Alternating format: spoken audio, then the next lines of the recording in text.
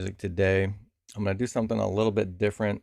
So, uh, trigger warning if you don't like new stuff. I'm actually going to do a reaction video to something that kind of blew me away.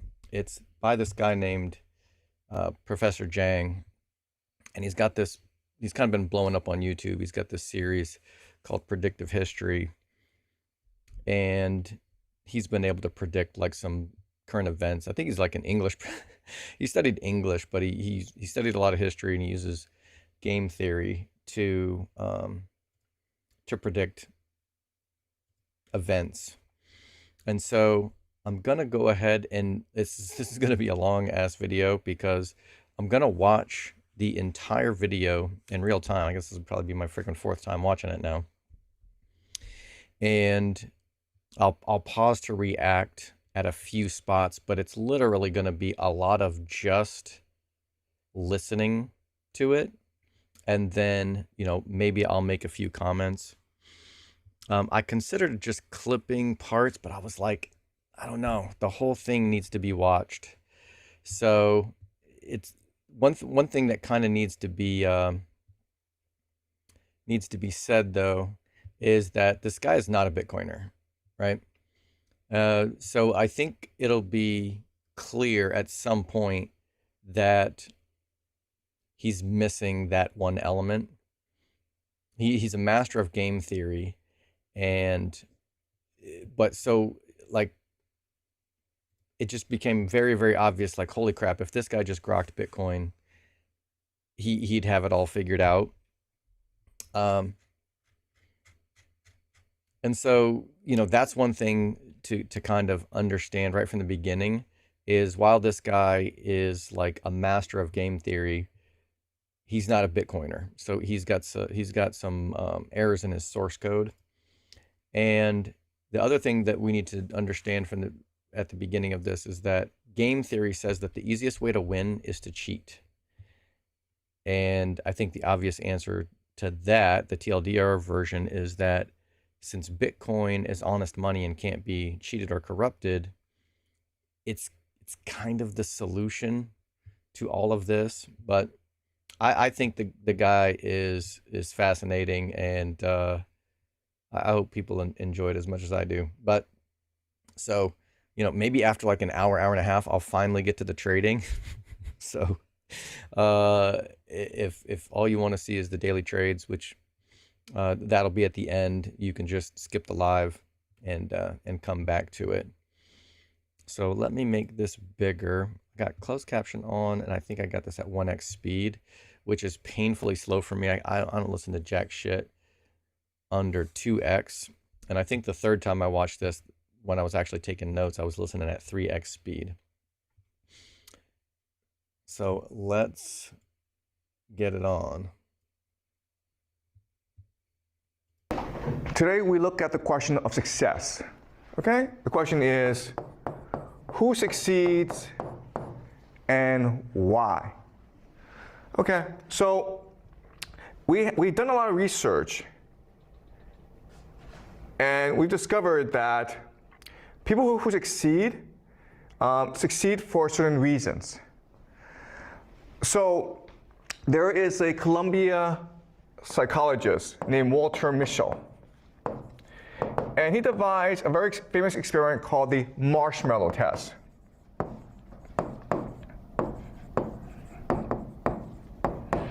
In the marshmallow test, it's very, very easy, okay? So imagine a room, and I invite a 4-year-old or a 5-year-old to come into this room and have a conversation with him or her. I ask them, how's your mother? What do you like to do? And it's a very good conversation. Then suddenly I get up and say, I'm really sorry, but I need to go across the hallway for another meeting, but I'll be back, okay? So just wait for me. And here, I'll make you a deal. Here's a marshmallow. I'm gonna put a marshmallow in front of you, and you can have it right now. But if I come back and the marshmallow is still there, I will give you 2 marshmallows, okay? And then Walter Mischel, he goes away, and he goes behind the room, And through a see-through mirror, he's able to see the students as they struggle to contain themselves, because obviously they want 2 marshmallows. And there are some students who can, in fact, resist the temptation to eat the first marshmallow and then get a second marshmallow. But then there are others who cannot. And Walter Mischel will spend 50 years just tracking them, okay? And what he discovers is this: the students who resist the temptation, who get the second marshmallow, they are much more likely to do better in school. They have higher test scores. They have better careers. Their careers are more stable. They get promoted in their careers. They're much more able to find a stable relationship. They avoid jail. They avoid drugs. They avoid alcohol. They're more lean. They're more fit. They live longer. Better teeth. And those who cannot resist and eat the first marshmallow right away, they have the opposite effect, okay? And so the idea is that for Walter Mischel, success means delayed gratification. And all this means is that people who succeed are capable of long-term planning. To succeed today, I will make sacrifices necessary, okay? So if my friends are playing outside and I need to do my homework, well, I'm going to stay home and do my homework. Okay, so long-term planning, what he calls delayed gratification. Or a much more simple way of saying this is the idea of self-control, right? Or the idea of emotional regulation. You're able to keep your emotions in check. If you're angry, you're able to calm yourself down. Okay, and so we know about this, and that's why in school we focus on the idea of emotional regulation, teaching you how to better control your emotions, how to do long-term planning. Okay? So that's one theory of success. Another theory of success comes to us from another psychologist named Carol Dweck, and she's at Stanford. And she wrote a book called Mindset. Okay? And what she tells us is that those who succeed in life have a growth mindset. And those who fail in life have a fixed mindset. Okay? And it's not hard, okay? The idea is resilience. Those who have a growth mindset, if they fall or they fail, they say to themselves, this is an opportunity for me to learn. So I'm going to think about what I did wrong. Next time, I'll do better. And a fixed mindset are people who cannot accept the idea of failure, who think that it's because they're not capable of improving, and therefore they give up. Okay? So those with a growth mindset, if they fail, they try harder. Those with a fixed mindset, if they fail, they just give up. And so the idea of resilience, okay? Pretty simple, right? And the third idea of success comes to us from K. Anders Ericsson, who is a Swedish psychologist. And she wants to know why certain people are able to succeed as musicians or athletes. And he creates the idea of deliberate practice.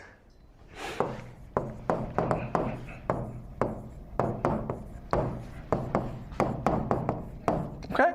So what he found is that people who want to become athletes or musicians, they work really hard. They practice every day. But the people who succeed practice strategically. Okay? So those who work hard just work a long time. But those who work strategically have a plan. The plan is this: what are my goals? How can I achieve these goals? And then how do I improve my plan? Okay? So they're examining their own practices. and they're trying to figure out where the weaknesses are, where they can improve. They set a plan on how to improve, and then they follow this plan.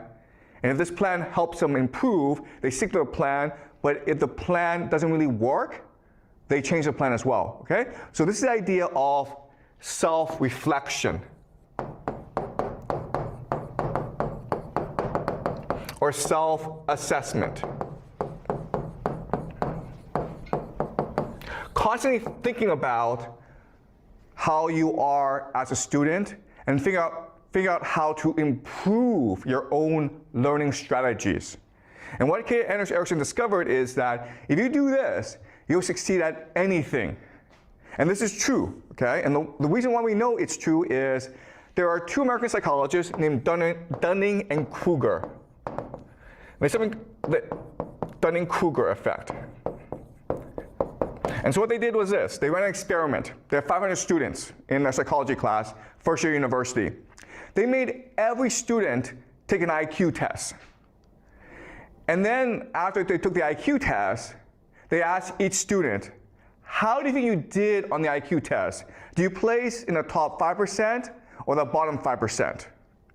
And it turns out that no one got the ranking correct, okay? So those who were in the top 5% in terms of IQ thought they were maybe in the top 20%. Because for them it was easy, so they assumed for everyone else it was easy as well.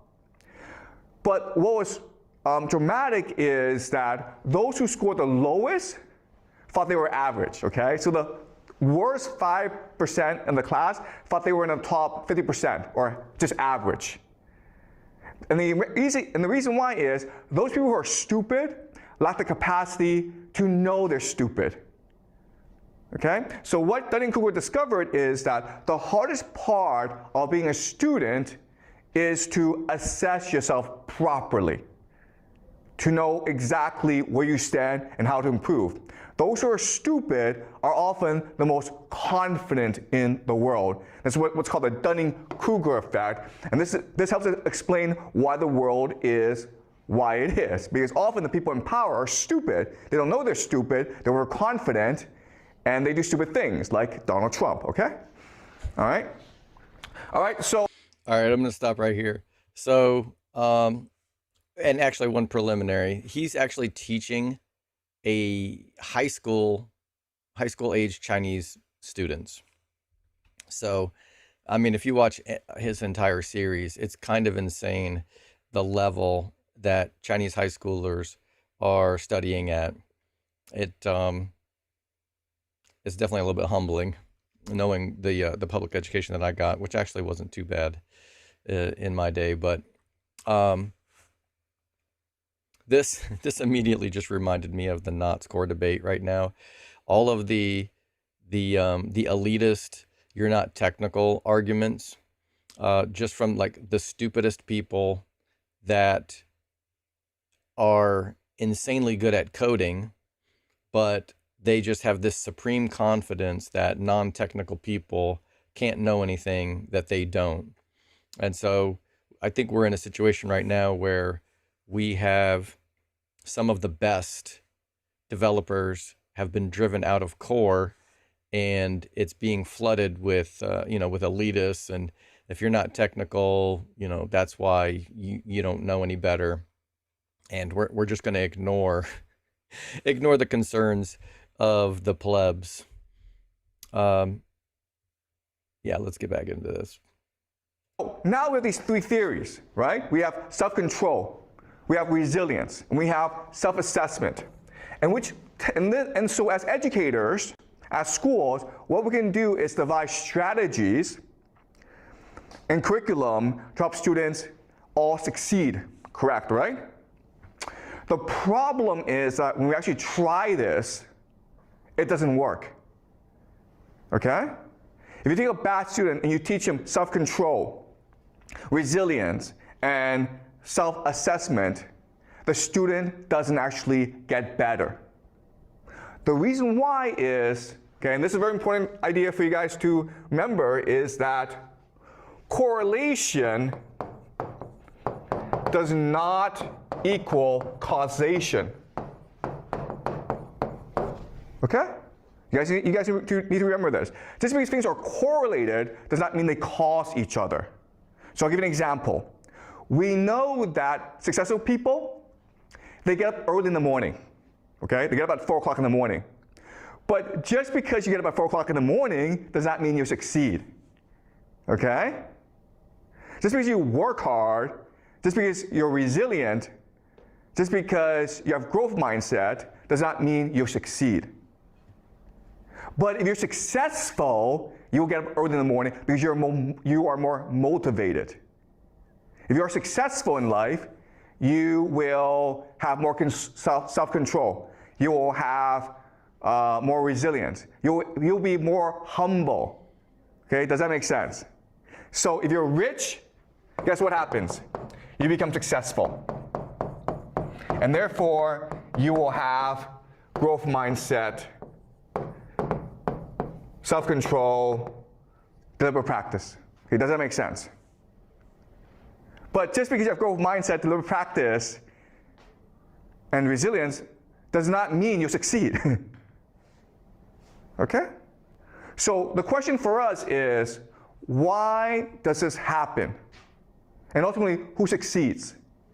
Okay, so we know for a fact that rich people are much more likely to succeed than poor people. And in fact, what we know from macroeconomic studies is that school doesn't really matter. It doesn't matter how well you do in school. If your parents are rich, you'll be successful in life. If your parents are poor, you will not be successful in life, okay? So what's the difference? Okay, so now let's look at parenting strategies between rich and poor. Okay? So there are lots of differences, but let's focus on 3 major differences. The first major difference is that rich parents speak to their kids more than poor parents. Okay? High vocabulary, low vocabulary. When rich parents speak to the kids, rich parents will use high vocabulary, longer sentences. Poor parents will just be no, yes, go away. Okay? Another major difference is in attitude. Okay?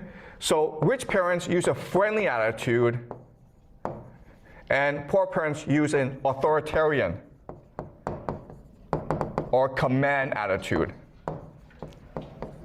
So for example, if you are a rich kid and you go and touch a stove, okay, and you burn your hand, the rich parent will say, listen, you made a mistake, don't worry about it. Let me explain to you why touching a fire is bad for you. Because you'll burn yourself, and you might have to go to a doctor, and we will feel pain if you hurt yourself, okay? So the rich parent will spend a lot of time explaining to the child why this is wrong and how not to do it again.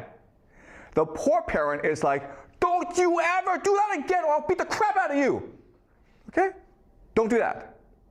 Pretty simple, okay?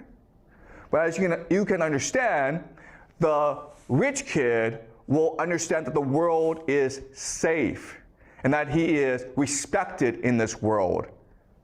Okay? Whereas the poor child will think that the world is scary and he or she must be afraid of adults. And this carries on into school, right? Because as a rich kid, you go into school and you think that, oh, my teacher is my friend. So you smile at the teacher and you hug the teacher and the teacher smiles back and now you're friends, right? But if you're a poor kid and you see the teacher, you're afraid to look at the teacher. You don't smile. You are stressed, okay? And the teacher thinks that you might be a problem child. So the problem with this is that, yes, being an authoritarian parent, it is effective, but it creates stress in the family. Okay? It makes the child feel unsafe. And this leads to the third major difference between rich parents and poor parents. Rich parents offer stability. Okay? Poor parents can only offer volatility. This is a very simple idea.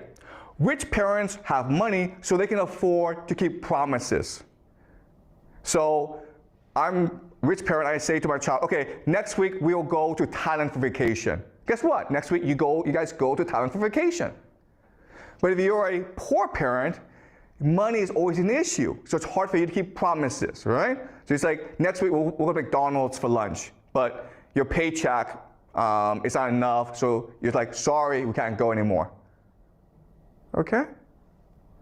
And now, because of these different parenting styles, we understand why rich kids behave different from poor kids, right? So let's look at the idea of self-control. All right, so this is the hardest one to square because, you know, the rich, which is supposed to be the good side, is the stability side, and the poor is the volatility side. But Bitcoin is like stable and volatile. So you kind of have to deal with the short-term volatility to get long-term stability. And I think after going through a cycle or two, that's what kind of insulates Bitcoiners from losing hope and turns this into that's how we end up having like a stable relationship with Bitcoin.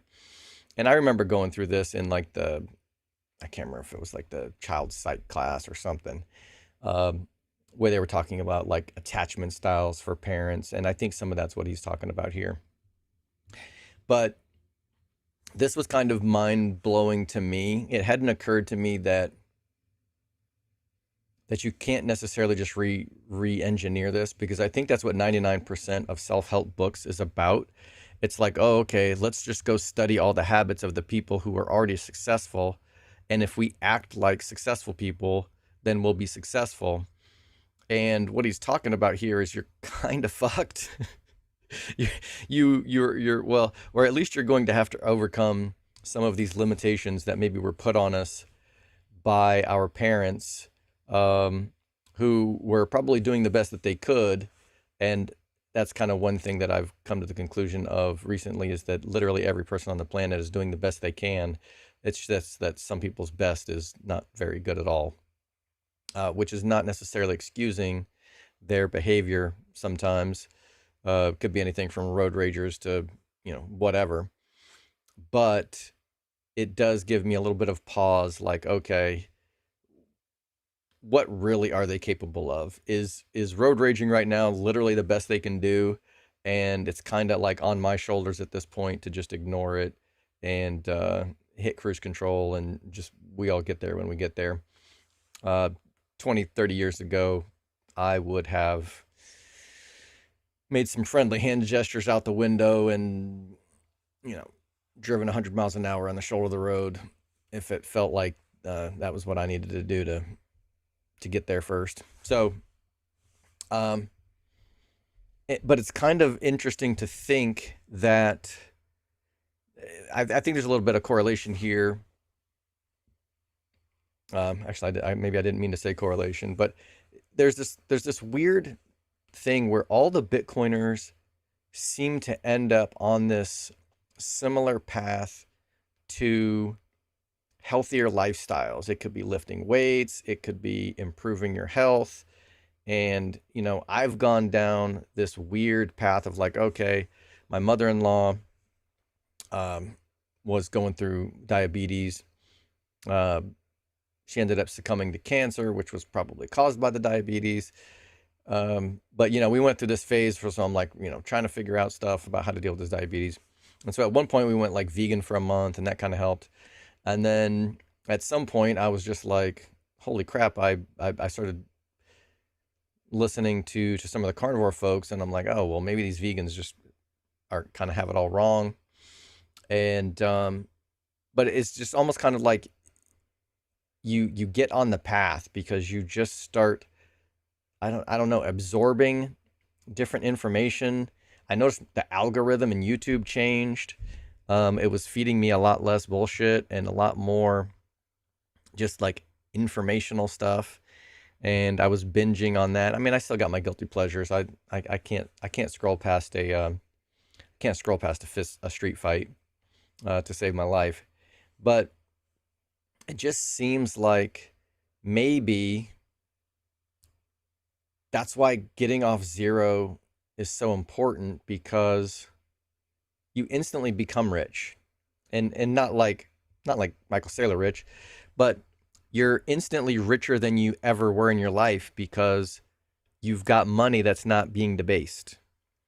You know, even if you only have one Satoshi, like that Satoshi is immune to inflation. And so you're no longer just trying to tread water, and the water level is getting higher and higher. You are bailing the water, and just like all of life just gets easier at that point. Um, and so it's almost kind of like the the the Bitcoin fixes everything is kind of true. It's like if the broken money is causing 99% of our problems and we fix the money, then Bitcoin is kind of fixing everything. It's going to take us a while to probably get new scientific studies out there that debunks all of the bullshit that the food industrial complex was cramming down our throats, literally. But I thought that was kind of interesting, interesting take on it. Let's keep going. I can't believe we're only 25% through this. Right? Self-control. What is the marshmallow test? Marshmallow test is not a test of self-control. It's a test of your trust in others, right? If you believe that the teacher who goes outside, if you believe that he or she comes back and will keep his or her promise, then you will not eat that marshmallow. But if you think that this teacher is lying to me, then you're not going to eat that marshmallow. Then you will eat that marshmallow, right? So it's not really about self-control. It's about your belief and trust in authority figures, right? So if you're rich, stability, you have stability. But if you're poor, you don't have stability. So you're actually better off eating that marshmallow rather than waiting for that second marshmallow. Because guess what? Most of the time, you will not get that second marshmallow. Okay, do you understand? So it's not that poor kids are stupid. Poor kids are rational, and they're responding to the circumstances that they live in. Okay? And resilience, right? Yeah, so like it's even worse than that, because I used to think the same thing, like, oh, the marshmallow test is about, you know, low time preference, and people who have low time preference are more successful. So that means Bitcoiners are low time preference and they'll be more successful. And I thought that was how it is. But this marshmallow test is about whether you even trust the person to be telling you the truth. And why I say it's worse than that, because the frickin' teacher could leave, come back, and take the marshmallow away or tear it in half.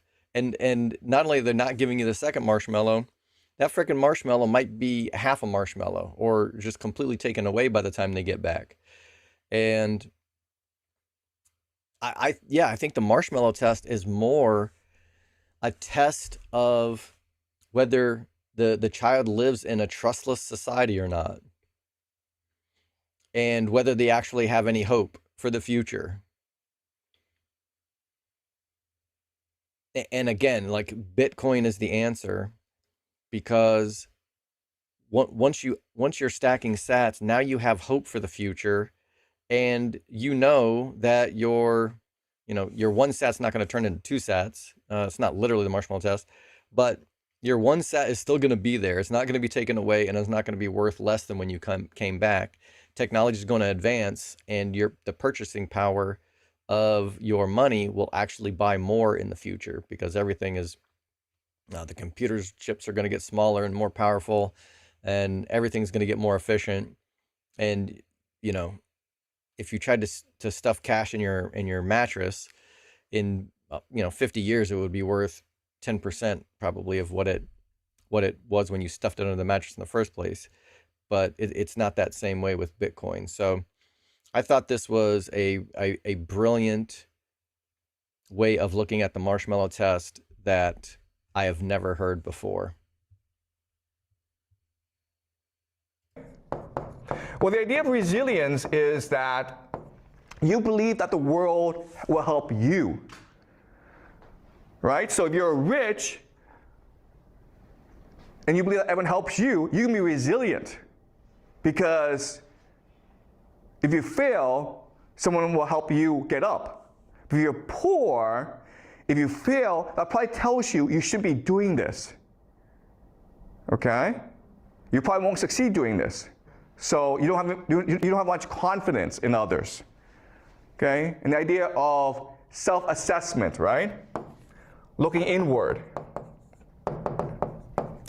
Well, if you're a poor child who lives under a lot of stress, it's hard for you to be self-reflective, because if you look back at yourself, all you can think about is your pain and your stress, okay? So from these different parenting strategies, we can now explain why different students behave the way they do. This, of course, may lead you to think, okay, well then, rather than construct our schools around self-control, resilience, and self-reflection, we should construct our schools around better parenting skills, okay? Which means that, hey, let's construct schools where kids are exposed to a lot of vocabulary, where teachers are friendly, and where there's a lot of stability, okay? And we've tried this, and it's more effective, but it doesn't really work either. Why? Because the kids come in too late. A lot of their worldview is already established. Then you're like, okay, well then let's change how parents behave. And when you do that, what you recognize is that, nope, you can't change how they behave either. Okay? So no matter what you do, you end up with massive differences between the poor and the rich. The rich stay rich, and the poor stay poor. Okay, so now the question for us is, why is this the case? Yeah, and so that's pretty fucking depressing, right? But again, the answer is, just getting off zero, because number go up forever, Laura takes over, and hope can develop in the absence of this kind of depressing state of affairs. And what I meant to say earlier was related to game theory, right? So game theory says that if you can cheat, the best way to win is to try to cheat and get away with it. And since Bitcoin can't be cheated, it kind of restores faith in the game itself. And so it creates hope for poor people that are living in this rigged game. And the kids know it, I think, by a very young age, and the parents know it. And that's why they're teaching. It's not that the parents are teaching their children incorrectly. They're actually being taught how to cope and deal with this shitty scenario that they've basically been born into. And so, yeah, I mean, again, the simple answer is Bitcoin. Okay. And it's the case because society is a hierarchy.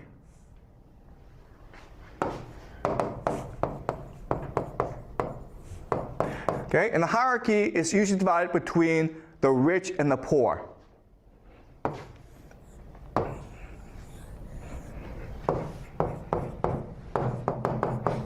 Okay?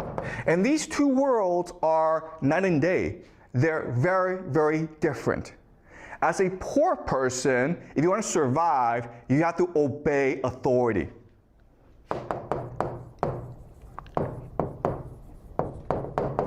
Okay? But if you're a rich person, the way that you get along with others, the way that you maximize your outcome is by negotiating with others. Okay?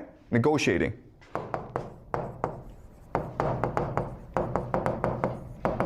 Okay? So negotiating can also mean debate, right? So who should be the boss? Well, let's have a debate and present different evidence as to figure out who should be the boss. Okay? So negotiation means debate and argument. So this helps us understand why different parents parent their child differently. If you're a poor parent, your responsibility is to make sure that your child knows how to obey authority. Okay? That's why you command your child. But if you are a rich parent, you want your child to be able to negotiate with authority, and that's why you respect your child and you teach your child how to debate, how to argue, how to negotiate with others. Okay? Because they live in different worlds. Another way of saying this is that from day one, rich kids know that they're playing a different game from poor kids. Okay? So let's go back and look at parents. Okay? So poor parents command their child, don't really speak, don't communicate,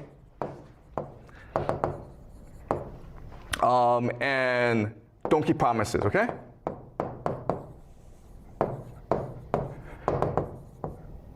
All right, so poor parents do these three things.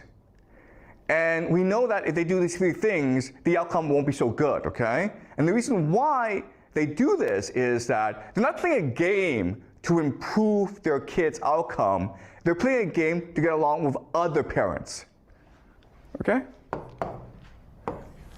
Okay, colleagues, family, okay, authority. Okay, so another way of saying this is this: police, boss, okay, family, okay? All right, so as a parent, you're trying to figure out how to negotiate with the police, with your boss, and with your family. So if you're a poor person, and the police knows you're a poor person, the police is gonna bully you. And if you fight back, the police will probably put you in jail. Okay? So it's very important that you accept authority, you don't challenge authority, because if you do, you're probably get into trouble. Your boss, right? If you're a poor person, your boss will just command you about. And so it's very important that your child knows how to take orders. Rather than ask questions, rather than debate, your child must learn how to just follow orders, or at least keep his mouth shut, okay? And then family is about maintaining good relations with those who can most support you. And that often means the same values. Okay? So if your family members or your friends, if they are parenting their child in this manner, you're also going to copy them, okay? Imitation. All right? And for a poor person, this is the optimal strategy of how to parent.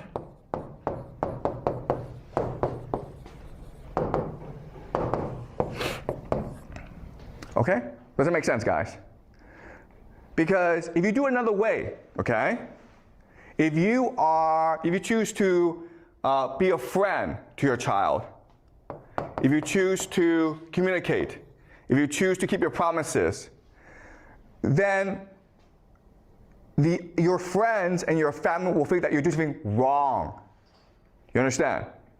They won't think, oh my God, you are an enlightened parent who's read a lot of parenting books and great for you. They're going to think there's something wrong with you. Okay? So let me give you an example of this. So my wife and I have 3 kids, okay? My parenting style. So my wife and I have 3 kids. And this is how we parent our kid, okay? First of all, we give our child a lot of freedom. So we don't have our kids do activities, okay? We don't have our kids do lots of activities. We don't send our kids to math class. We don't send our kids to swimming class. We don't send our kids to piano class, okay? We just let our kids run around and play. The other thing that we do is we communicate a lot with our child. Communication. We believe in democracy in our family. If we're going to make a decision together, we want everyone to communicate together. Okay? So a normal Chinese family will just have a very tight schedule, right? And the other thing that we do that's different is we tell stories. The other Chinese families will do math, okay? So we raise our children in a way that's very different from normal Chinese families, from the way that you've been raised, okay? And we do this because both my wife and I, we spend a lot of time talking about parenting. I've read a lot of books about parenting. I've spent many decades researching the best education possible. And so that's why we raise our children in this way. And guess what? Because we do this, we have no friends in China. We have family, but they all think we're crazy. Okay? Yeah, and this is why us Bitcoiners appear weird to normies, right? We're doing something.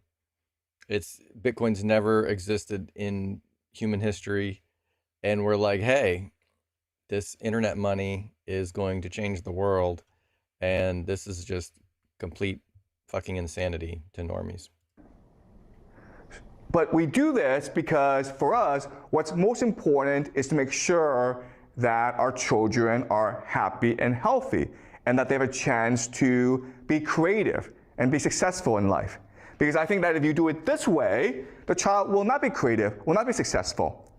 But if you do it this way, your child will fit into China better. Okay? So parenting, the goal, the incentive is not for your child to succeed. The incentive is for your child to fit into China or the larger social environment that you are in. Okay? And that's why it's very hard to change the way people behave. And that's why social structures are extremely rigid, because the game they're playing is often just to fit into their environment. Okay? Does that make sense, guys? Okay, any questions before I move on? Yep. Thanks. So for poor families, is there any way for the poor kids to succeed, to be the rich parent you described in the future? Yeah. Yeah, the audio's not very good on that one, and let me just paraphrase the question in case you can't read the closed caption. His question is basically, how do poor kids succeed? Like, if all of this is true, what hope do parents have if they're poor, and how can poor kids succeed? Okay, that's a really good question. Okay, so we know that there are certain poor kids who do succeed. For example, I'm a poor kid who succeeded. We immigrated to Toronto, Canada, when I was like 6 years old, and my father was a dishwasher, so we were a very poor family. Okay, but I succeeded because I left Canada for the United States. So Canada is a very rigid place where poor people basically move up a bit, but not too far. But I was able to succeed because I was able to get a scholarship to go study in the United States. Okay, so there are opportunities. The problem, though, is that it means leaving your community. Okay, does that make sense? So one way to succeed is to abandon your community.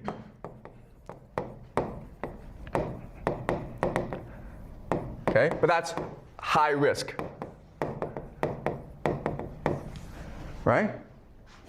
So you have to be extremely individualistic to take such a risk. So that's why most people don't do it. Because if you think about it, the safest option for you is to stay within your community. That's what's going to guarantee you the best outcome.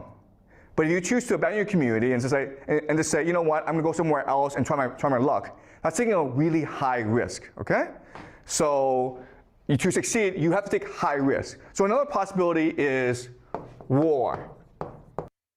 Yeah, and that leaving the community part, I think that's why Bitcoin is a courage test and not an IQ test, because it's very hard to try to like leave the normies behind and exit the fiat system and become a Bitcoiner, and it's really why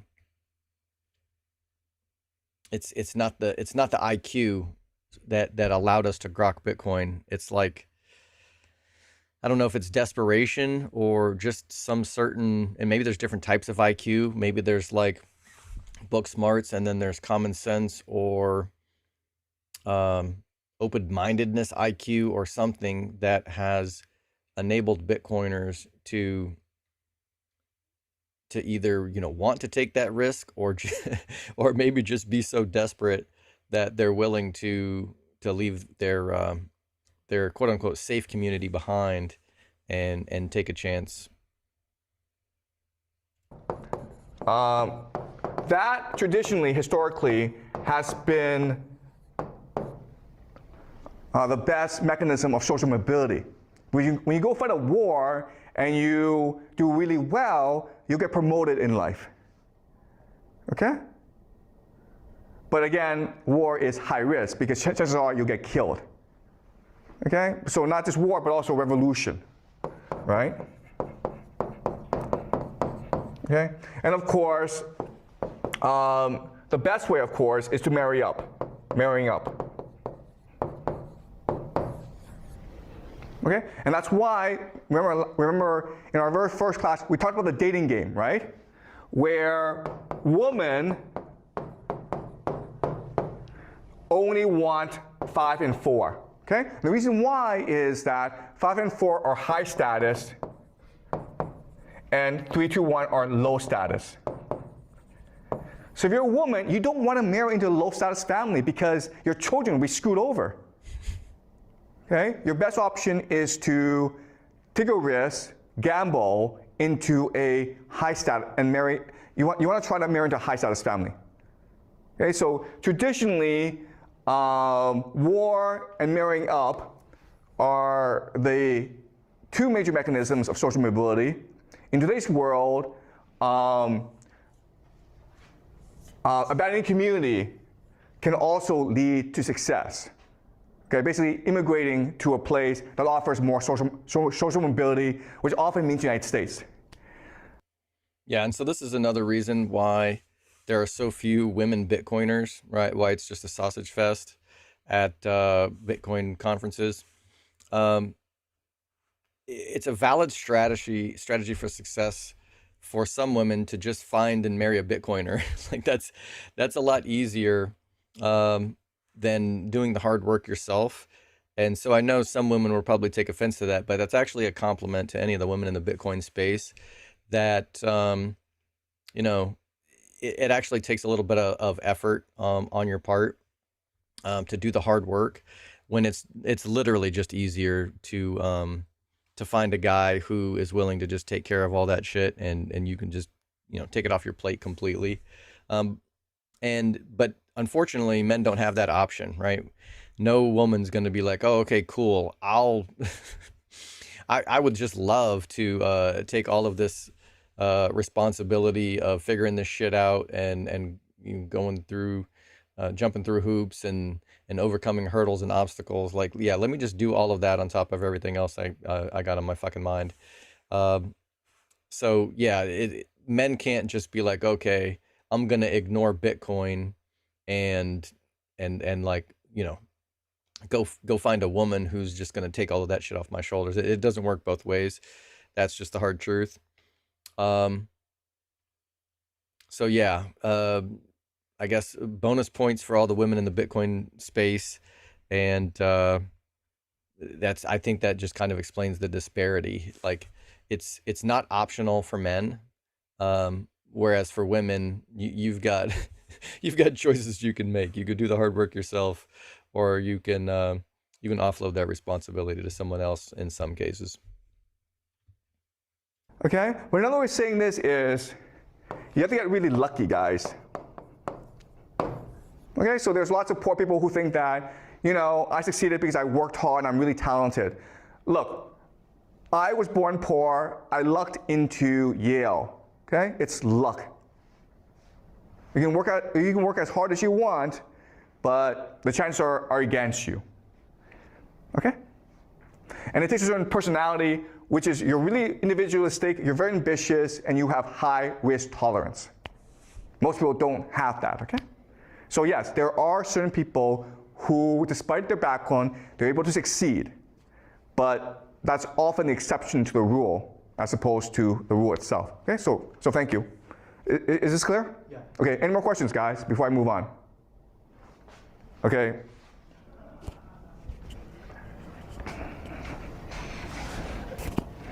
Can be luck counted as a kind of ability, or is just coincidence?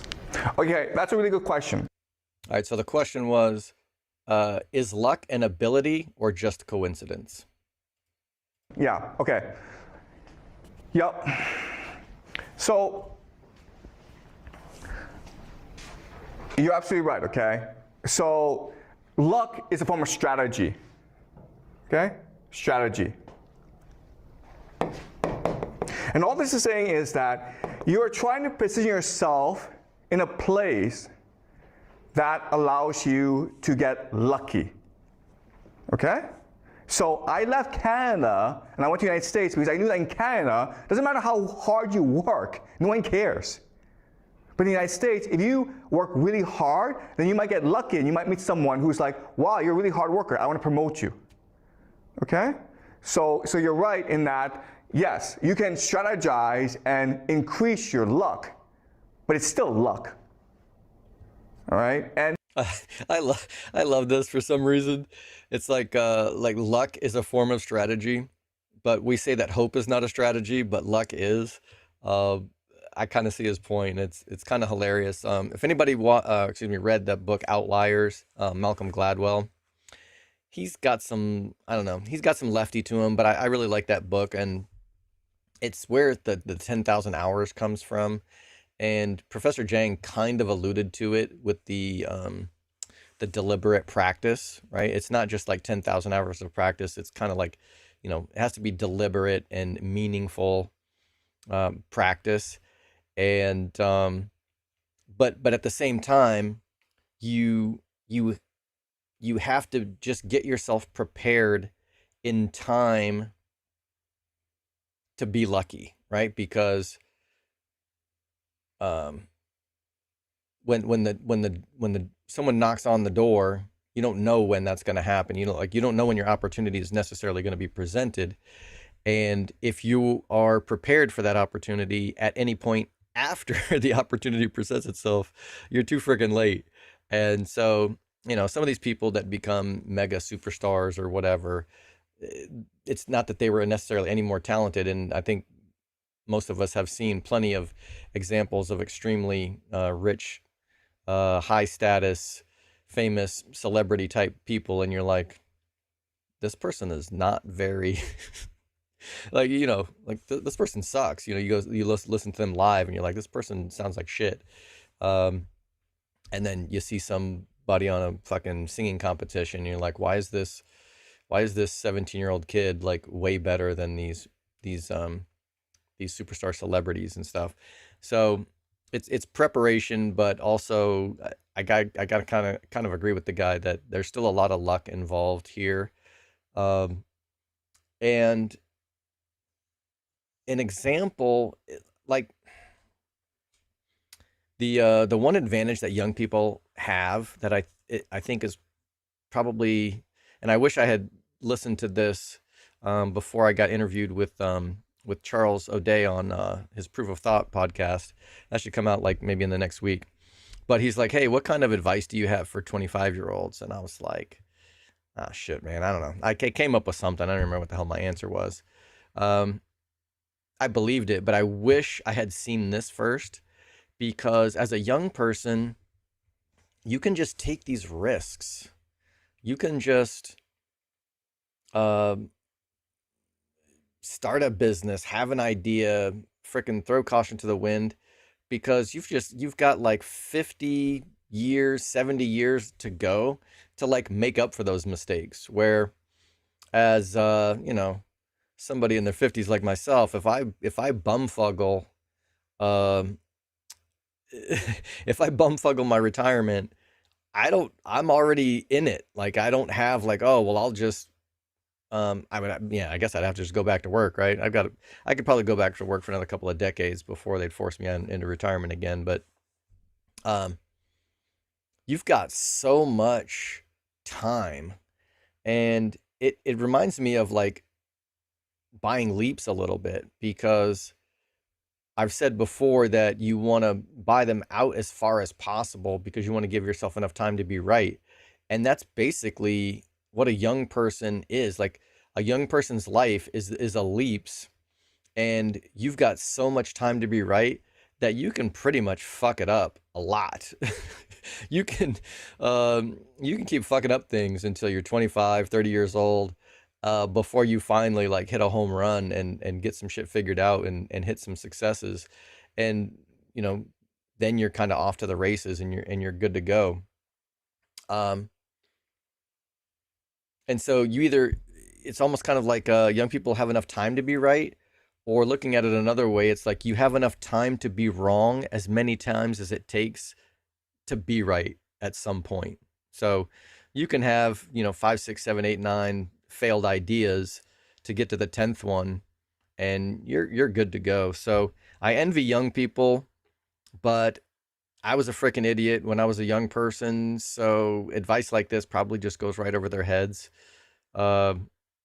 Especially if you if you didn't get all of this rich parent thinking since you were a kid, and just almost kind of feel like, the world owes you something. I know those type of people can be insufferable, but to a certain extent, there's also this optimism. When you think that the world owes you success, you kind of, in a sense, will reject the possibility of failure. And the people who succumb to that are, especially in the way that the world is today, where there's really not a lot of hope. Inflation is just making everybody freaking miserable. It's very hard to think this way and actually, be optimistic at all. I mean, to hell with thinking that the world owes you something. Like, you actively know that the world is trying to fuck you, and trying to deal with that is kind of a problem. Dude Face says, Soleil, is this now a React channel? Apparently it is. We'll see how this does. I can't imagine spending 2 hours doing reactions, but I just was blown away by this and the parallels to Bitcoin. So I kind of couldn't help myself. Those who succeed are able to think strategically and far ahead, and position themselves in a way that allows them to get lucky. Okay? And they often have the characteristics that we talked about, like self-control, resilience, and the ability to look inward and better understand what you're good at. Okay? So it takes a combination of factors. But the point I'm trying to make is that these people are only a minority, okay? 1% of the population, really. Okay? And they still depend on luck. Any more questions before I move on? Okay, so this leads us to a question, which is, okay, well, the way that I frame everything, okay, you have poor and you have rich. And as discussed, they live in their own worlds, and they don't really connect with each other. They have different parenting strategies, they have different outlooks. The rich stay with themselves, the poor stay amongst themselves. So this looks like a very stable system, right? Stability. Or the word we can use is equilibrium.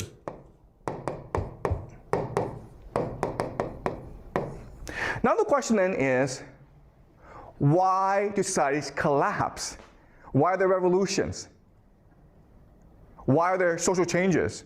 This looks like a system of equilibrium where, because of parenting, people know their place and people know how to best strategize about maintaining their place. So why is there social change? And the reason why is that this system has problems and it's stable, but the main problem is this system, okay? It's the rich that's problematic. And the reason why is that the rich are taught from day one to negotiate a better outcome. Okay, so another way of saying this is that the poor is like minimum outcome, okay? The rich want the maximum outcome. The poor are like, you know what, if I'm alive, if I have a decent job, I'm okay. But the rich are like, no, I need to be the top dog. I need to improve my lot in society, otherwise what's the point of my life? Okay, so they have high expectations, okay? High expectations, low expectations, okay? And this is a problem because power, it's a zero-sum game, okay? Hierarchy is a zero-sum game. So only a few people can be at the top. So eventually you get into a situation where there are too many rich people and not enough powerful positions. And this is what's called elite overproduction. All right, two things here. And this is another thing that Bitcoin solves, right? So Michael Saylor's got more frickin' sats than anyone will ever have, potentially. And it still doesn't really matter because we can all run a node, right? And if we all run a different protocol than he does, he can't just throw his weight around. Now, there is some economic, like all of these whales are technically economic nodes as well. And so they can throw their weight around a little bit, right, to a certain extent. And I think this is part of Bitcoin Core's problem is that these economic incentives, there are developers being paid to add bells and whistles to Bitcoin's base layer that aren't good for everyone, but they're good for these special interest groups. I mean, you might as well just call them lobbyists, right? So the lobbyists in the government get a bunch of special shit for who they're representing, and the rest of us end up paying for it. And this is exactly the same with Bitcoin Core. Some of these things with the spam, they benefit like Citrea and people who want NFTs and who basically just want to live as a parasite off of the Bitcoin community. And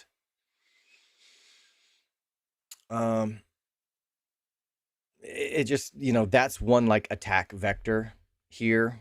And fortunately, it seems like the community has realized this. We had Knots. Knots, it probably wasn't ever going to be a permanent solution unless 99% of the network was running it in order for the filters to really, make it, solve the spam problem. But, now I think enough people are aware of this. We got this guy, what is this, Dathan Ohm. He's working on BIP 110. We've got, God, what's her name? Anyway, she came out with a proposal called the CAT, which would freeze all of these spam transactions and reduce the bloat by like a third on the blockchain. which would also erode the use case for spam on Bitcoin. And so these economic nodes have power in the sense that they can motivate actors to act, to attack the network. But Bitcoin is going to solve this because I think most of the people in the Bitcoin space benefit the network through self-interest, and eventually you're either, everyone will be a Bitcoiner and will be getting wealthier forever, or you'll still be on zero and you'll be a debt slave, wage slave into infinity. But yeah, hopefully hyper-Bitcoinization solves this problem. But there's another parallel here. So this elite overproduction, there's only a certain number of maintainer positions in Bitcoin Core. And so this, I don't know, it's almost like this Bitcoin developer status. There's only a few people that can be at the top. And so I think that's probably why, like a Luke Dasher gets pushed out, and then you start getting, some nepotism, and Gloria manages to finagle her way into a maintainer position when, even admittedly, she doesn't even understand money and economics. So that's just kind of ridiculous. And so this elite overproduction is one red flag for an empire in decline.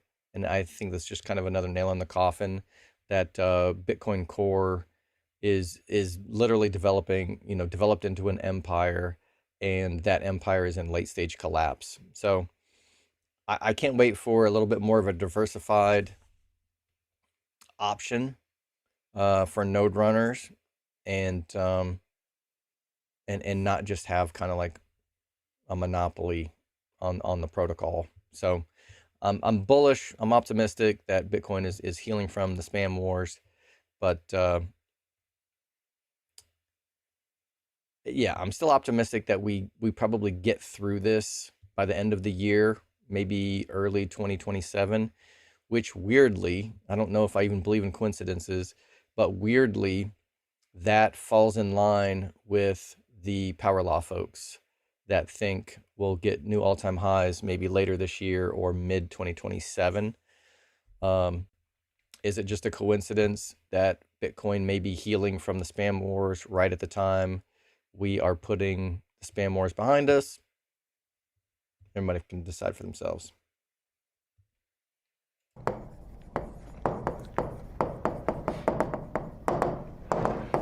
Okay? And then what happens here is that in order to get power, certain factions of the rich will align with certain factions of the poor against the powers that be. Okay? So all revolutions are always between the half a lot versus half some. It's never between rich and poor. It's always between half a lot and half some. So the people who led the Chinese Revolution, right? People like Mao Zedong, Zhou Enlai, Deng Xiaoping, they were not poor people. They didn't come from poor families. But they weren't rich enough, okay? So the Chinese Revolution was really between the urban elite versus the rural elite. Okay, the half a lot versus half some. If you look at every revolution in human history, that's always been the case. Okay?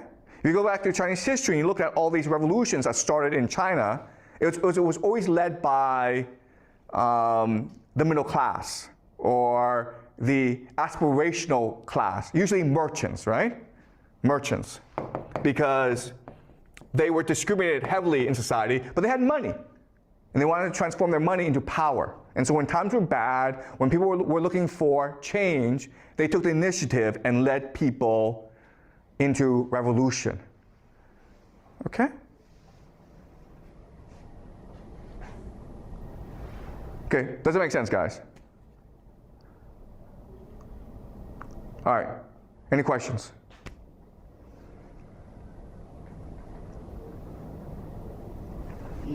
All right.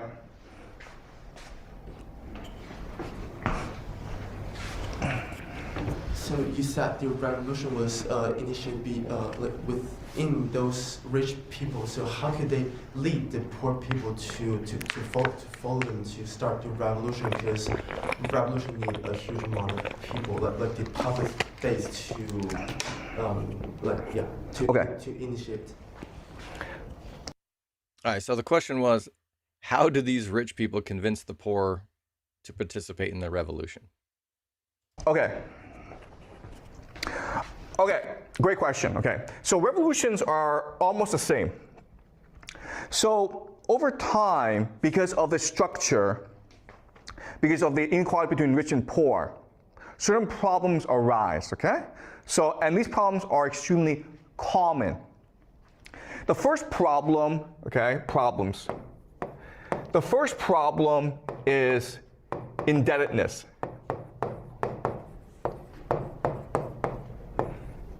Because the rich have a monopoly over wealth, for the poor to survive, they need to borrow money. But over time, because of interest rates, the poor find themselves in slavery. Okay? Because if you can't afford to pay back the bank or the rich person, then your body is collateral, okay? So you become a slave, but not only do you become a slave, but your children become slaves as well. So slavery becomes a very common problem. And then the third issue, of course, is landlessness. Okay? So these are the three most common problems that ultimately become the seeds of revolution. The poor get into debt, and so they lose their land, and their children become slaves. Their children's children become slaves as well. Okay? Because of interest rates, it's impossible for you to pay back that debt. Okay? So now you have a majority of people who have absolutely no incentive to live. So what happens now is that a elite, okay, say to these people, follow me into revolution and I will clear your debts. I will give you land and I will end slavery. And that's it. Okay? Every single revolution has been like this. There have been different names, okay? So for example, communists are like, we'll create a communist paradise. But what's a communist paradise? A communist paradise is where debt is canceled, where people are given land, and where no one's a slave, okay? Then others like, okay, we'll create a religious paradise, Islam. Okay, so Muhammad, the Islamic Revolution was about this initially. Later on, it changed, right? And Muhammad said to everyone, we're going to create a kingdom of heaven. But what's the kingdom of heaven? The kingdom of heaven is where people don't have debt, where people have land to feed themselves, and where there are no slaves. So if you're a Muslim, you can never be a slave. Okay? So look at every single revolution, it's this pattern. Whereas over time, because of inequality in society, you have people who fall into too much debt, they become slaves, they have no land, and then because of elite overproduction, you have this faction that splinters off, and who, in order to obtain power, get the people on their side, okay? And you look at the Roman Civil War, Julius Caesar was saying the same thing, right? Why was he so popular? Because he was saying to the Roman people, if I become king, I will get rid of your debt, I will free you of slavery, and I will give you land. And that's why I had to kill him, okay? So this is what's crazy. So Bitcoin is promising this same exact revolution, right? We'll no longer be wage slaves, and we'll have sovereign property. But it's the first time when we've had, the technological advances to actually create a protocol that guaranteed it and that solved the Byzantine generals problem, so that this is a revolution for everyone, right? It's not just transferring power from the super elite rich to the less, but still rich middle class that becomes the next revolution or excuse me, the revolution puts them in power, and then we just keep going through this damn cycle over and over again. So, and that's why I'm not fucking around with this shit. Like, I need this shit to work. And it's why I'm kind of so serious about the spam debate, the Bitcoin versus Core, or excuse me, Core versus Knots, because this shit is serious, right?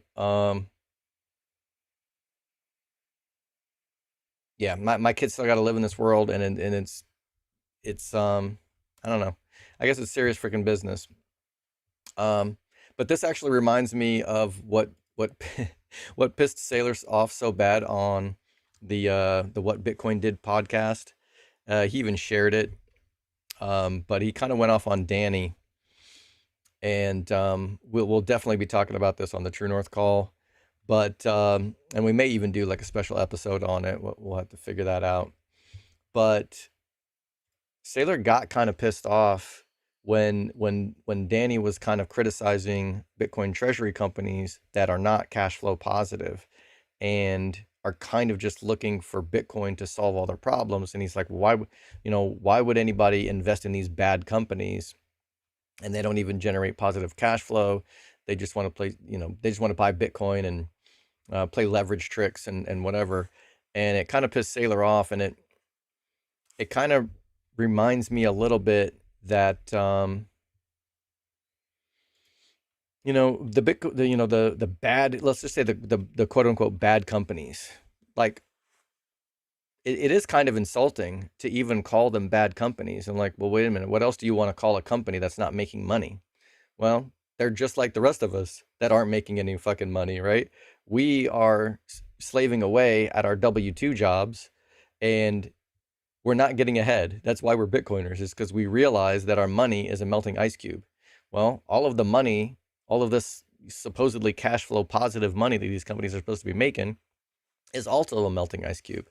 So maybe they're bad companies, not because they're not working hard or they're not trying and they're not smart and they're not, doing the best they can.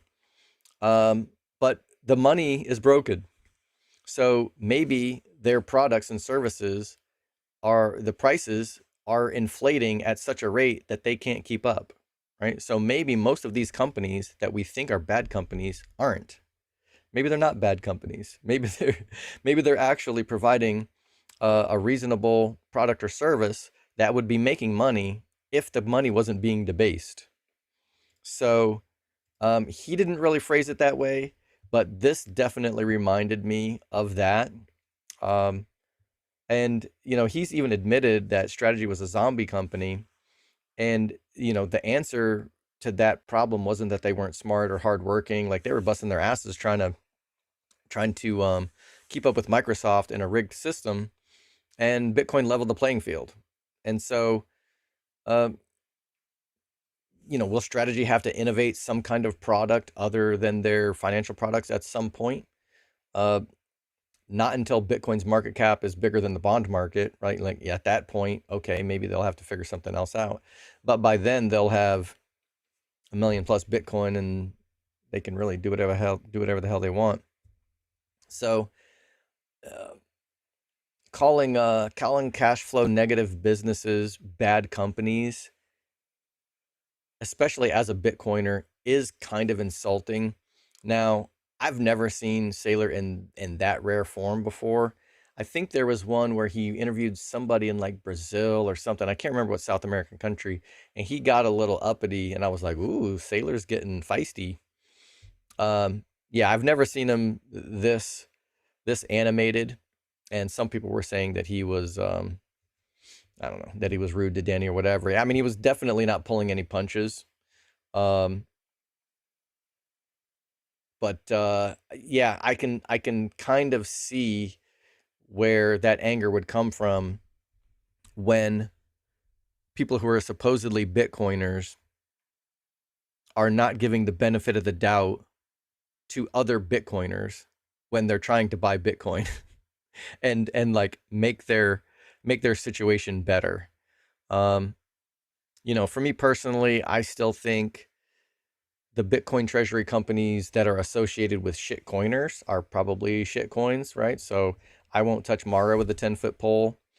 When I went to the Bitcoin conference in Vegas, I see a lot of shit coinery around. So I'm not terribly optimistic about Bitcoin Magazine being like true to the Bitcoin ethos. So anything that David Bailey touches, I'm kind of suspicious. So I'm not stacking Naka. That's for damn sure. Not financial advice. You can do whatever you want with your financial anus, but I'm going to try to keep mine intact. So, are there going to be some bad businesses? Sure, but it's not necessarily because they're cash flow negative playing in a rigged fiat game, right?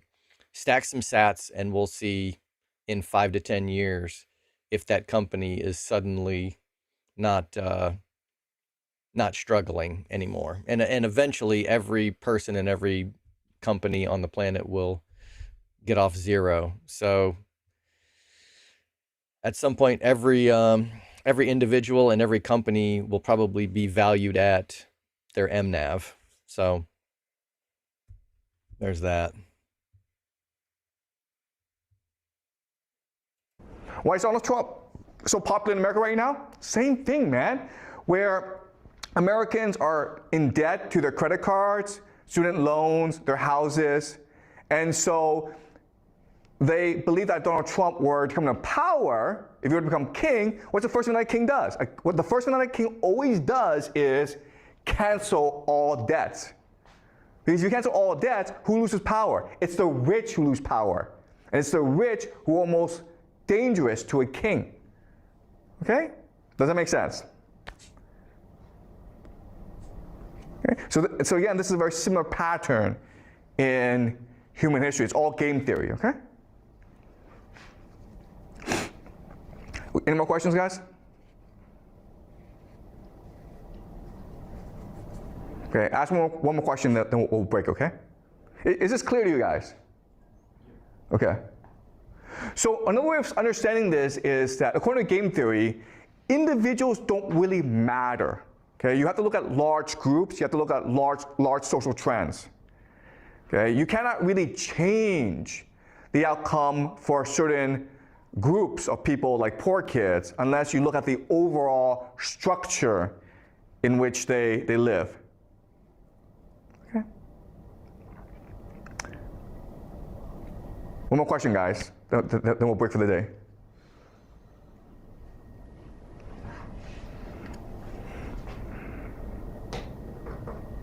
Yeah, Alan.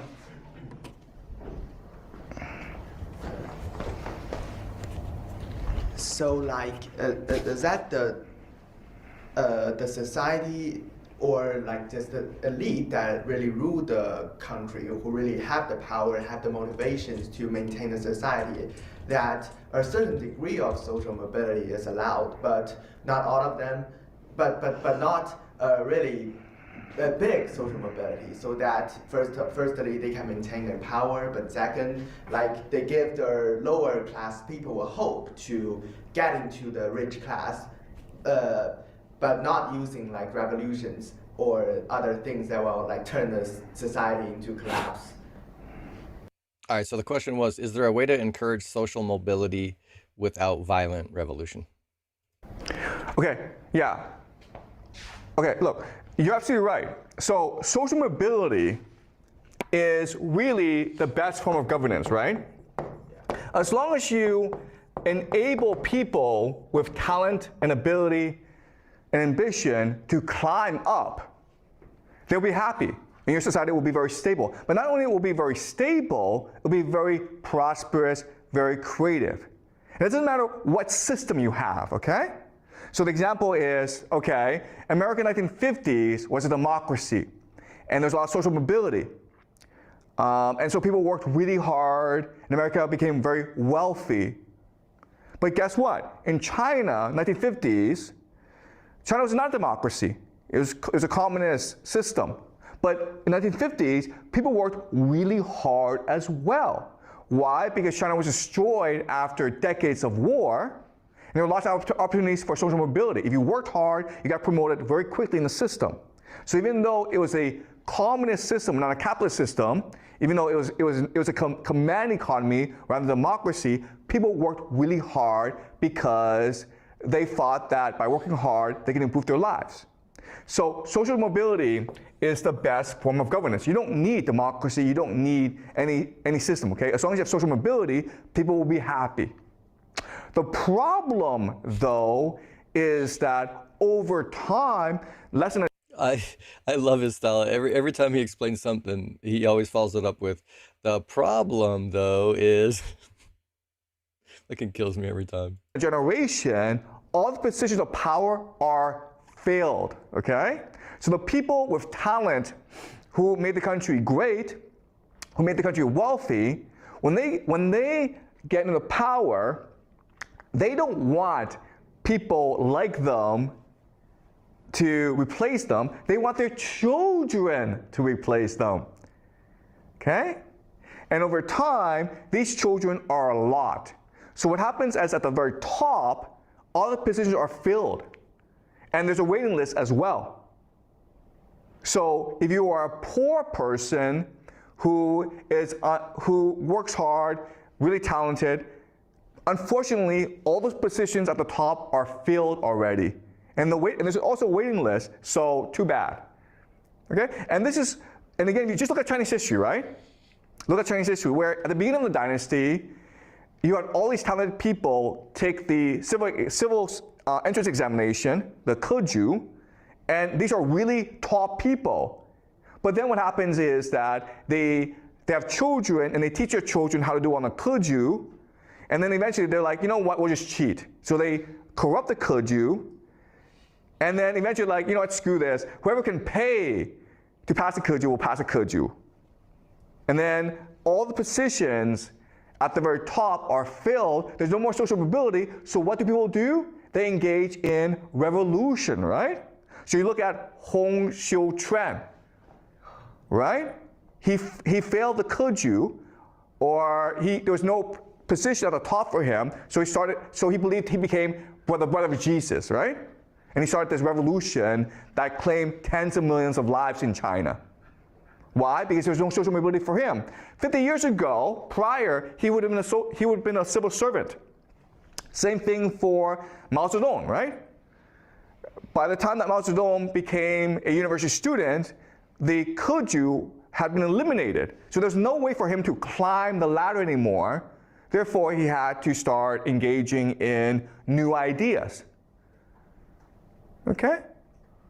So you're absolutely right in that social mobility is the best way to maintain social harmony, but people have children, and they want their children to succeed, and they will arrange a system in a way that only their children can succeed, which screws over everyone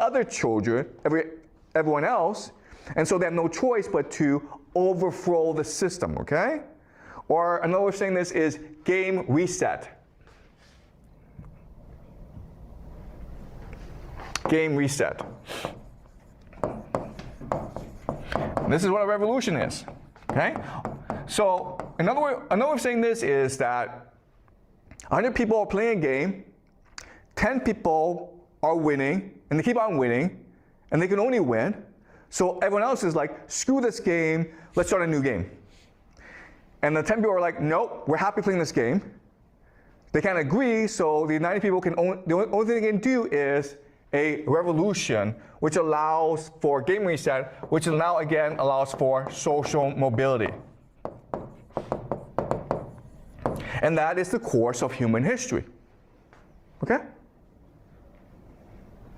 Either you climb up the ladder. If they don't allow you to climb up the ladder, then you'll just break the game. Okay? So, but unfortunately, again, once you're in power, you want your children to inherit your power. And so you will rig the game in a way that only your children can succeed. Okay? And that's why the schools are the way they are. Okay? Schools for the rich are very different from schools for the poor, right? Schools for the rich There's a lot of freedom, there's a lot of creativity, the teachers are very good. You go to poor schools and it's the complete opposite. And the reason why is the system is set up to make sure that certain people succeed and everyone else fails. Okay? Does that make sense, Alan? Okay, great. Any more questions, guys? All right, good. I'll see you guys next class, okay? All right, cool. So he I've binged every single episode that this guy has ever done. But you have to be you have to understand that he's not a Bitcoiner. He's actually commented on it a few times. He thinks it's ridiculous. He thinks it's a psyop created by DARPA, which I don't know, fuck maybe. But it kind of just doesn't matter. I don't personally think like the CIA was trying to do mind control with hallucinogenics, and all they did was basically kind of screw themselves over and free a bunch of people's minds. So you can always kind of count on the government to shoot itself in the foot. So even if the government did create Bitcoin, it belongs to us now. So I really just don't give a shit about that argument. So just keep that in mind. I think the guy's brilliant. His channel's called Predictive History, and he's masterful at using game theory. Unfortunately, he's not orange pilled, and I think if there's any one person on the planet outside of like friends and family, if I could just snap my fingers and orange pill him, I'd probably pick this guy. He's got it all figured out, but he just can't, you know. And maybe that's his problem. He understands the evils of the world so well that he can't understand that he has figured this out. So yeah, I think the obvious answer to this is Bitcoin. Everybody who stacks sats can change their bloodline forever, and it doesn't really matter how many sats you stack. It basically starts the ball rolling at that point, and you're outside of the system. You're no longer a victim of debt slavery, and hopefully violent revolution becomes less appealing. We can just settle this shit with proof of work. And what's the guy that wrote Soft War? Is he another Jeff? Anyway, can't remember. But hopefully we won't get to the point where we have to just keep escalating violence until we're all dead and we turn the planet back over to the cockroaches. So I'm bullish. Bitcoin fixes everything. I mean, kind of literally and figuratively.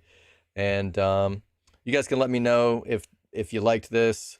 If you didn't, it won't matter, because if I want to do it, I'll just do it again anyway. But I've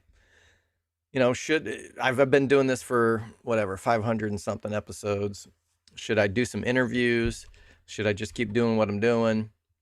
Try out some other formats. What do you guys think? Yeah, I definitely do. He's a good kid.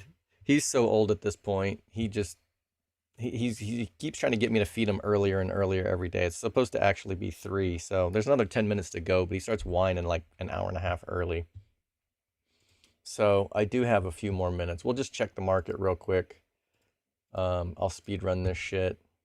Strategy's actually been moving. Maybe I should do more of these reactions, because strategy started moving as soon as I started streaming. Yeah, so it looks like not Tesla, strategy.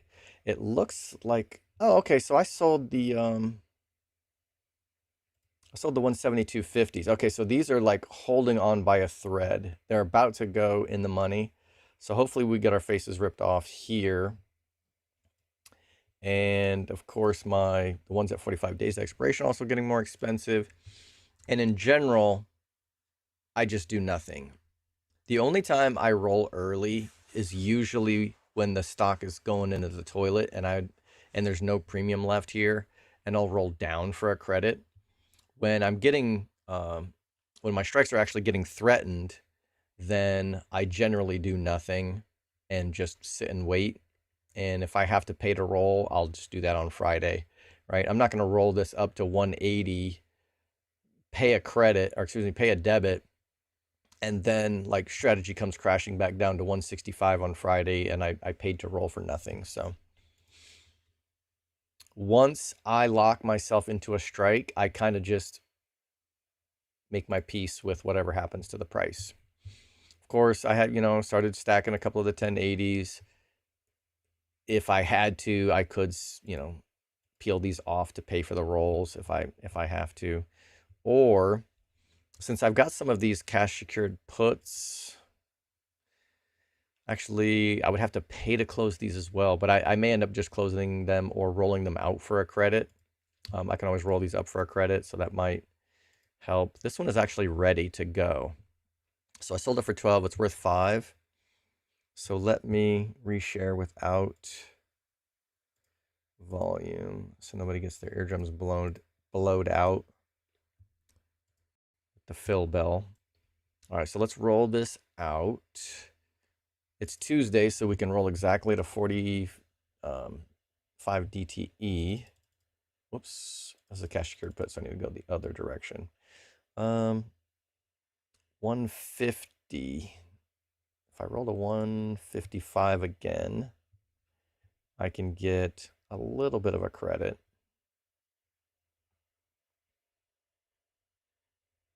You know what, let's just roll to 150.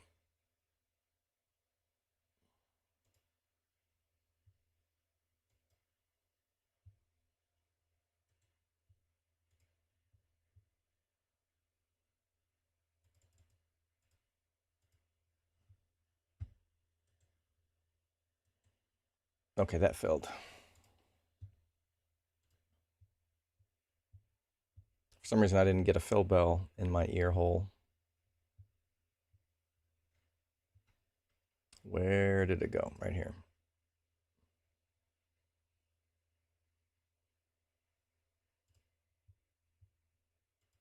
Not quite ready to roll. So the poor man's covered call is going to put me in a similar situation. It's becoming more expensive for me to roll this top call. So I probably won't be able to roll this for a credit until we get down to like 20 days, when this is like 20 DTE. This one's not ready to roll. And same. Done with strategy. Cypher. Let's see, this has been open for a week, but plenty of time left. Plenty of time. I'll just be watching these debit spreads. Nothing to really do there.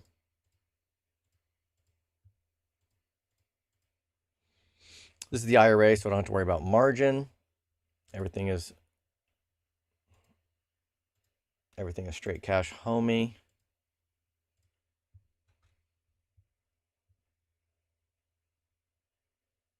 Looks like I'm getting wrecked. Holy crap. Getting wrecked big time on these iron calls. So maybe I'll let this get called away. We'll see. Got plenty of time. I can sit on this for another 31 days to see what happens. However, if the premium extrinsic value portion gets small enough, then I'll just close it and just exit the position together. It's in the money. The difference between the cost and the strike is $3.70. If I subtract 370 from 830, I get what, 360? 460? So there's 460 worth of extrinsic value here. So actually there's still plenty of money that I can collect if I do nothing with this. So I don't need to panic. I can just let this thing do what it do. All right, Tesla. Yeah, plenty of time left. Bought some debit spreads. Been trying to dollar cost average and increase this position so I can have more of an unlimited, well, debit spreads are still a limited position, but a little bit more of a long upside play.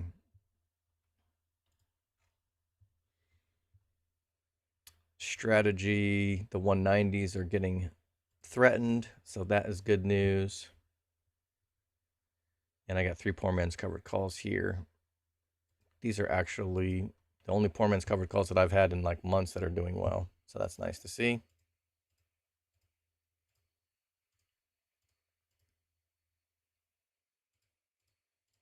All right, this is just a smaller account that I put my allowance into. Yeah, this is a long-term deal. I also bought a couple of leaps here. Cypher, this is the only position that's like generating theta and is funding these long call purchases. So I've got 4 cash secured puts in place. This one is ready to roll. It's only got 24 days to expiration on it. It's worth less than half of what I sold it for. So this is ready to roll. Let's try to go to 45 DTE, but the liquidity here last week was straight ass. The 550 strike, sometimes the $0.50 strikes have the worst liquidity because people just like whole numbers. So maybe I'll try to, the liquidity on the 16 still kind of sucks, but the bid-ask spread is only 60 cents wide compared to like $1.30 or $2.25 here. So 80-cent credit. I mean, I don't want to sell too low, but this probably won't even fill. Yeah, I'm going to have to roll this down. The liquidity is just really bad here. May have to roll this down several times to get a fill. Nope, that filled, right? Yeah. All right, so collected a little bit of cash there. I kind of can't tell how much cash I have because they don't really count this against you. This is not quite ready to roll. I would want to roll this at like 42 or less. So if I roll it out to next week, it wouldn't be for much. But then again, this 13, if I roll it out to next week, and I roll it up maybe to the 15. Huh. Nah. If anything, I would just roll it up to 16 here. But I don't know. Is that a little too aggressive? Or should I just get it over with? Yeah, let's try it. Okay, that filled immediately. I almost kind of hate when they fill too fast. I feel like I undersold myself. So that gave me an extra, let's see, those 4 positions, maybe 50 bucks a pop. So what, another 200 bucks.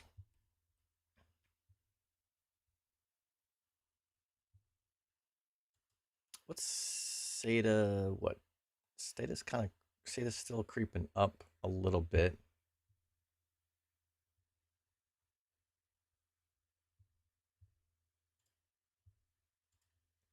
But maybe that got me enough to buy like 2 shares.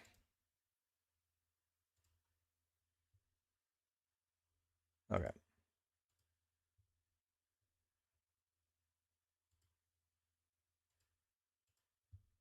All right, cool. I think that'll do it for the main accounts, the Tasty Trade side. My Cypher 18 strikes are getting wrecked. So I'll either have to pay to roll on Friday or just let the shares get called away. My brother-in-law. Oh, okay, he's not working today. I need to go get with him before the market closes, and we'll roll these 2 bad boys up. These 2.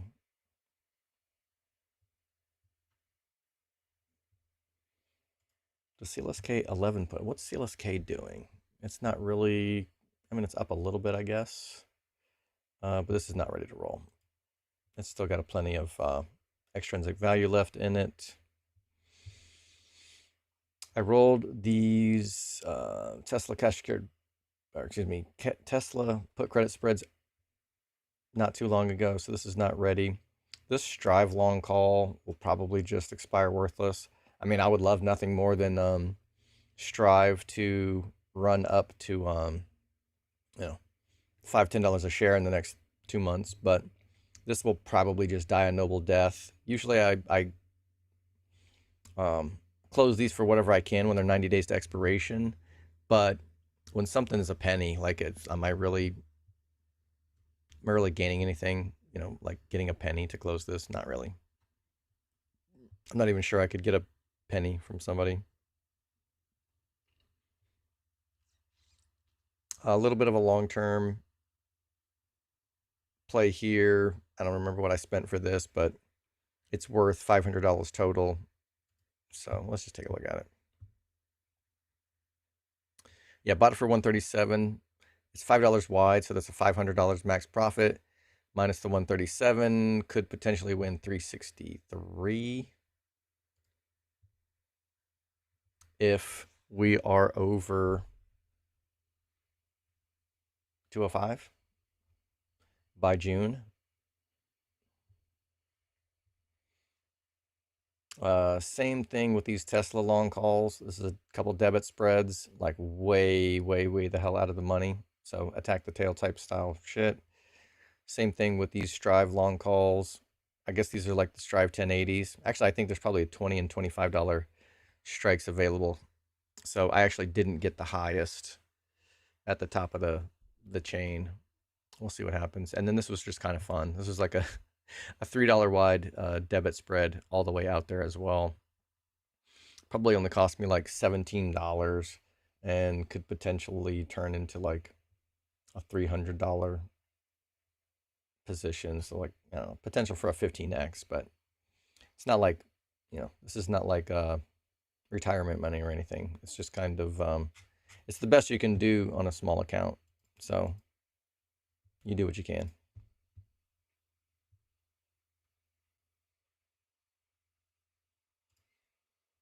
What's up, Voyager? Thanks for the class today. Very interesting. Appreciate it. Bitcoin's hitting 94. That is badass. Duface says, yeah, I dig the format. Very interested to hear your thoughts. I actually listened to this professor before. Yeah, I got put on to him. Can't remember what the hell he was talking about. I think it was probably something related to Israel. And it's kind of nice to hear certain opinions from someone who's like hard to criticize, I think is the right word for it. Like it's hard, it would be hard to paint him as some weird anti-Semite or something. He just looked at the stuff from game theory, and he was kind of critical of what of some of the stuff that Israel's doing, but basically just attributing it to like, this is just what happens, you know, time after time after time throughout history, is some small country tries to figure out a way to become the big dog, or to figure out a way to take down its enemies, or the, you know, the big dogs on the block. And it's pretty good stuff. Let's see, Buffalo Romai 190s up and out for a credit or break even before they go in the money. So you sold the 190s. It'll be 21 DTE on Friday, so ready to go soon anyway. Yeah, makes sense. What's up, AB? All right, so appreciate everybody who stuck through that whole thing. Man, an hour of that video alone, plus all of my rants and tangents. So appreciate everybody for tuning in. All right, be good, y'all.